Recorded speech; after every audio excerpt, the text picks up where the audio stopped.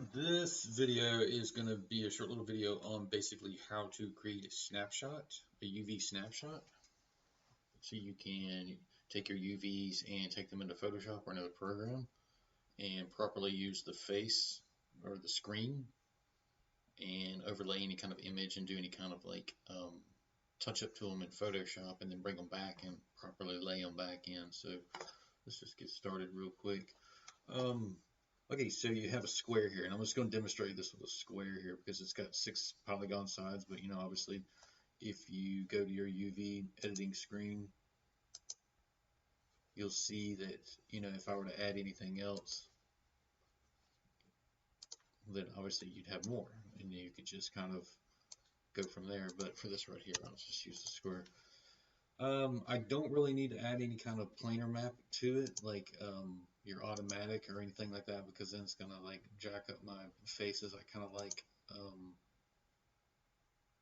kind of how it was, just straight out of the bat without a planar map on it. Everything is connected here. You can see the edges. Like if I select this edge here, that's that edge right there. But what I do like to check is to make sure, say if this was a static object and I can't move this around, and say if I want like a stripe going around it, then I kind of need to check, okay, well, this is my sides here.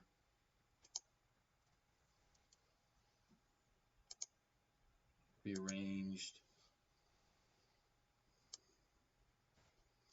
So get the faces a little easier to check. Okay, that face, the bottom, and then the back side. Okay, so this is going around the top, kind of filleting the top then.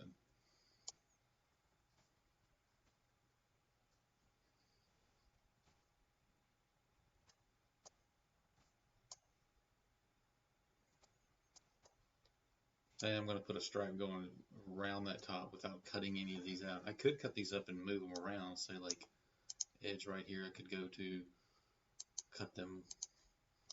Now I have this shell right here. I could move this one to where I want to, sew it to the other edge, in other words, and move it in, but I'm not going to do that. I'm just going to show you how to really make a snapshot, basically, and then come and reapply the texture. This one's shell. There we go. So this I know is my stripe going across. That's what I'm going to make my stripe on, my seamless. It will be seamless. So I am going to go up here to snapshot.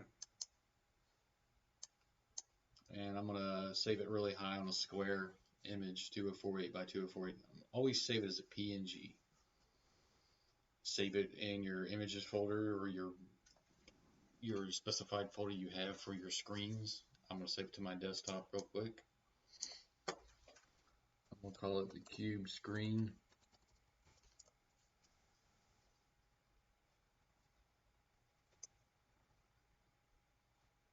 And you need to make sure this thing is on object mode. Apply and close. Now what that did is that should have sent a file to your desktop or to the specified place, a PNG file. It probably looks kind of like this right here. You see it, can't see it because it's just this white wireframe basically. So I will go to Photoshop, open Photoshop, and I have a clear palette in Photoshop right here. I go open, desktop, cube screen. Can't see nothing. It's just a single layer. I'm going to add a black background. You can do this just by background color. I just like to put a layer in there. Nope, all black.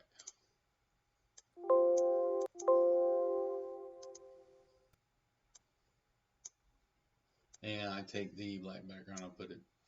Now you can see my screen. These are those faces, and basically I can make any kind of image in here and reapply it back to that that cube in Maya. Or say if like I would have tested it out maybe with a assign new material, a Lambert, and added a checkerboard.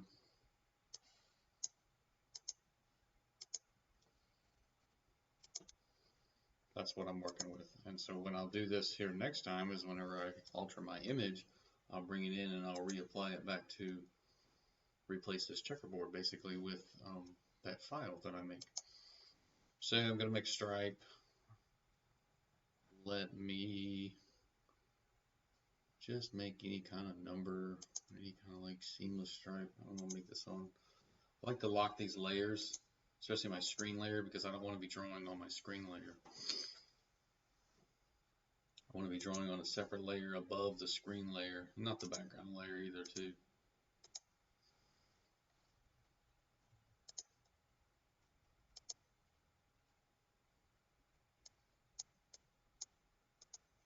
I'm going to get in the middle.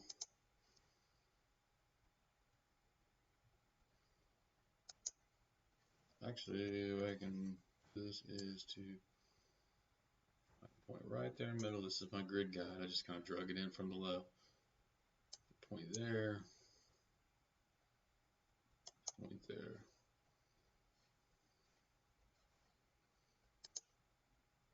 Drag that thing away, and I'm just going to make these kind of connect here. Easy.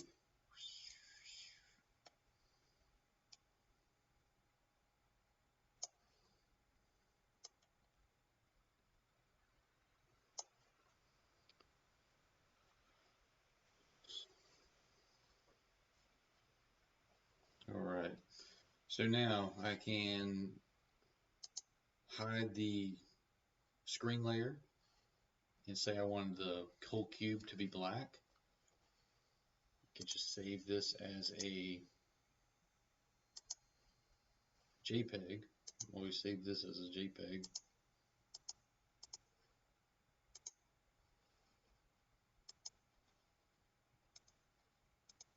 Back into I'm going to open up my hyper shader. I'm going to open up this Lambert.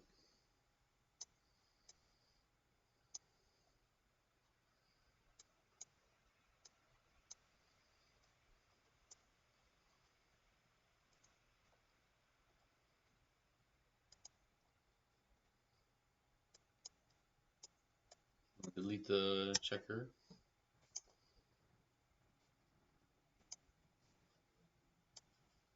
I'm going to replace the checker with a file basically, or add a file in there.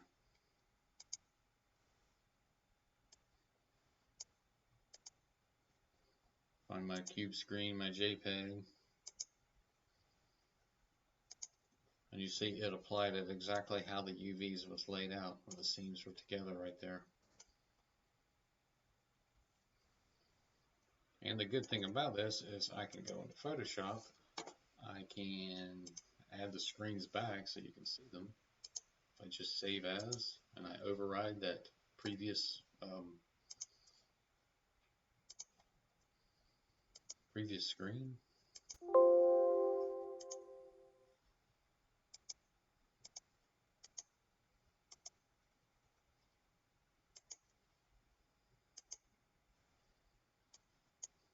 Should automatically update these things.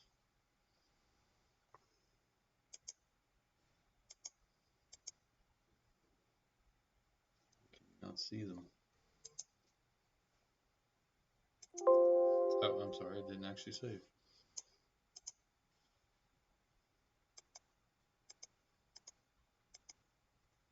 Yeah, as soon as you click on there, it updates it. See, now I've got my screen lines in there, which is kind of cool.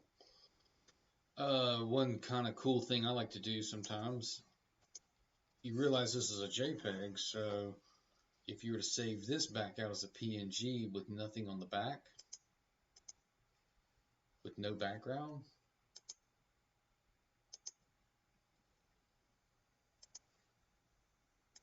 save this as a PNG, cube screen PNG,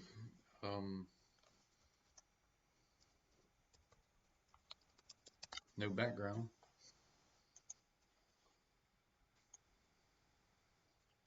What if you applied this to the actual item instead of the JPEG? See, it has no black background. It's pretty awesome. It's just like floating. Your item is still there.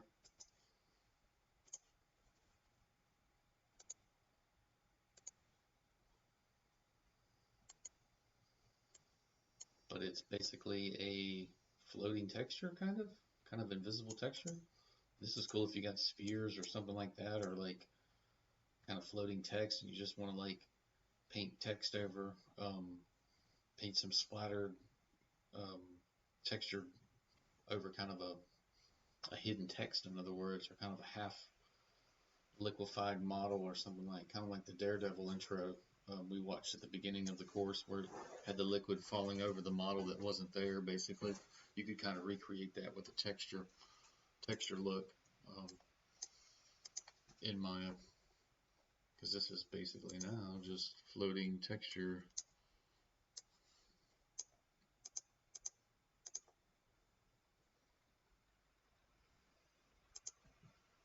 And obviously you would need to add a little bit more. You could probably put in more to the screen in Photoshop.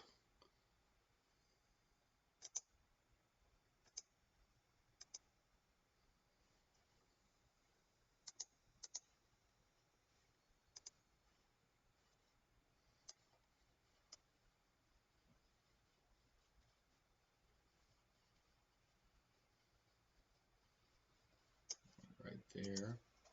Let's see what this will look like.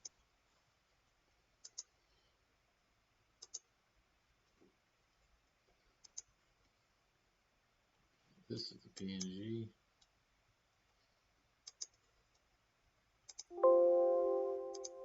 Yes, I want to replace it.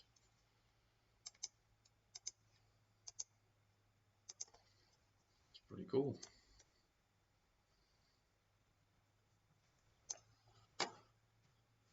So recap, once you take your UV map and your UV editor,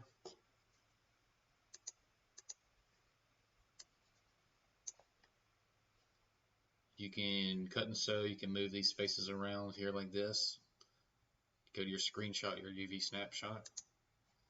Make sure it's a pretty big file, 2048, some good size, block aspect ratio. Save it as a PNG. You got these different formats. Save it to where you want to go.